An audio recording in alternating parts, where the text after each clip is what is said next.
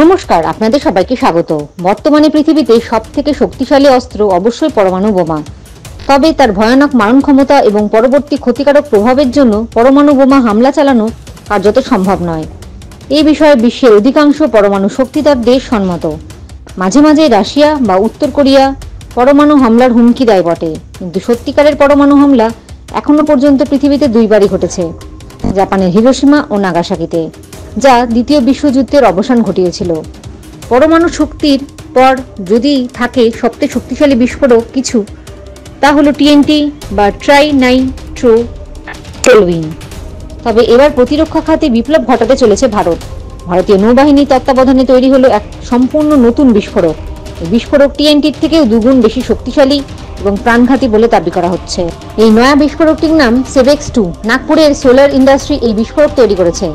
পারমাণবিক অস্ত্রগুলো বাদ দিলে বিশ্বের সবথেকে শক্তিশালী বিস্ফোরকগুলির অন্যতম এখন সেভেক্স 2।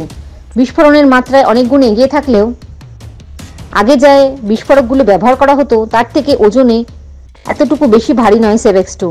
কাজেই কামানের শেল হোক বা মিসাইলের ওয়্যারহেড, এই বিস্ফোরক ব্যবহার করলে কোথাও অতিরিক্ত ওজন পড়বে না, তবে তাদের ধ্বংসাত্মক শক্তি বেড়ে যাবে অনেক গুণে।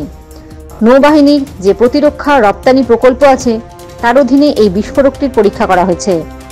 তবে শুধু এই একটি বিস্ফোরক নয়, সোলার ইন্ডাস্ট্রিজের সহযোগী প্রতিষ্ঠান ইকোনমিক এক্সপ্লোসিভ লিমিটেড বা ইইএল সংস্থা মোট 3টি নতুন বিস্ফোরকের ফর্মুলা তৈরি করেছে।